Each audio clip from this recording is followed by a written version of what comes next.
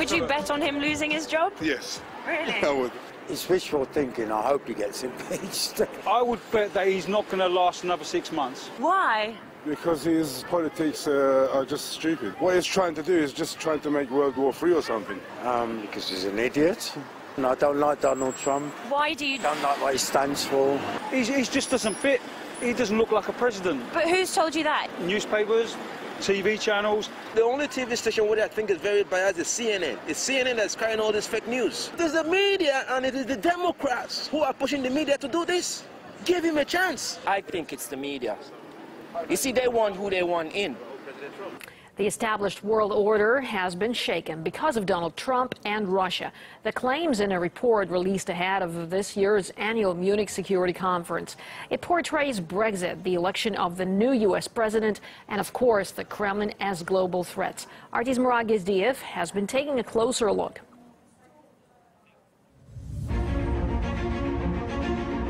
Post-truth, post-West, and post-order. What does it mean? Let me help. Post-truth, an age where emotions trump facts. Post-West, where America, Europe no longer matter. Post-order, a world of anarchy, lawlessness, violence, and chaos. Spooky. You'd think that they were discussing life on Earth after an asteroid impact. But no, it's more about how to blame everything that's gone wrong in the world on Russia. A new level of fake news, of hybrid warfare, of using the digital world to disseminate information that is nothing but propaganda. Just look at what Russia did during the US election. All that hacking.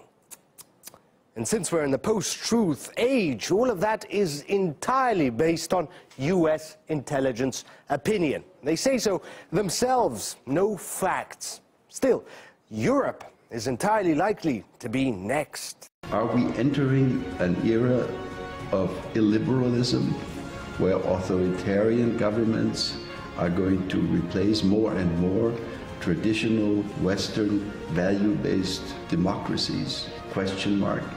Sure looks that way. Did you know that a third of right-wing voters in Germany trust Putin more than Angela Merkel? Not surprising. You know what is shocking? The same poll found that 30% of left-wing voters also trust Putin more than Merkel. Question, what does that show? That people trust Putin more or that they distrust Merkel? This decline of the West, the disappearance of the classic leadership nation of the West. The problem is that other than sanction this or bomb that, the West hasn't really had a Middle East policy. On the biggest question of all, from which everything else flows, the question of US responsibility for global order, Trump clearly has little interest in continuing to shoulder that burden. The US is, for now, out of the world order business. The authors seem upset that after Afghanistan, Iraq, Libya, Trump and his voters seem to have learned their lesson. And not just them. Recent events in Syria, the ongoing ceasefire, talks, Russia. Nowhere have the new realities become more apparent than in Syria. Backed by Iran and Russia, President Assad recently achieved his most significant victory, the fall of Aleppo.